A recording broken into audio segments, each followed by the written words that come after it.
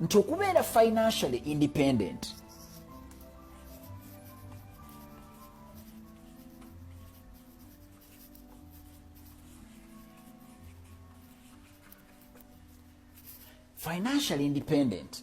kitegeeza mu Luganda kitegeeza obwetwaze mu byenfuna.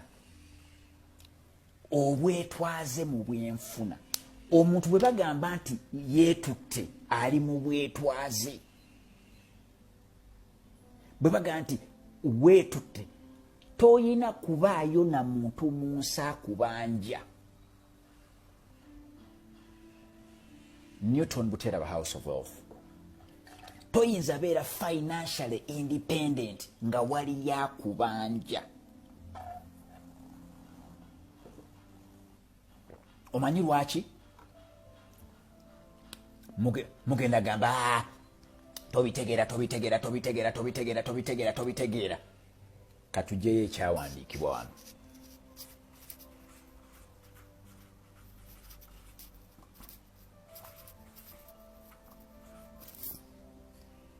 Engero 22:7 egamba ki? Katusome, tugenda kusoma ebyawandiikibwa nga bwe tudda wali. Proverbs 22:7. Proverbs 22:7. Proverbs 22:7 egamba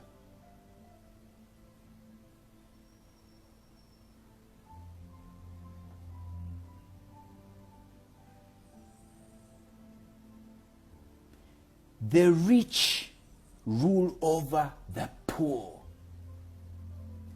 The rich rule over the poor.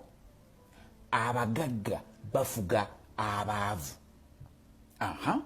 Bwe bweyongerayo ne bagamba ki? And the borrower is a slave to the lender. Rich rule over the poor, and a borrower is a slave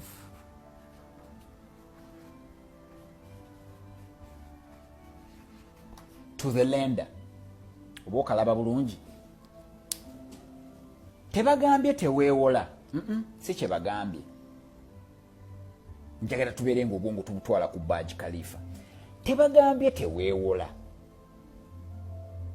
Bagambye kasita onoosalawo ne weewola, ogenda beera muddu w'oyo akuwoze. Njagala obeere ng'oli mugezigezi mu kubeera ng'otegeera ensonga zino. Tebagambye teweewola. Bagambye bw'oneewola weetegeka okubeera omuddu w'oyo akuwoze. Kati gwe genda olabe firimu zonna ezikwata ku masita n'omuddu, otubuulire wandiyagadde kubeera muddu?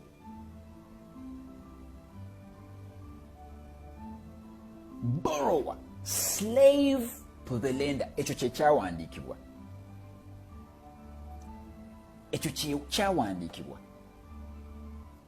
Borrower, slave to the lender.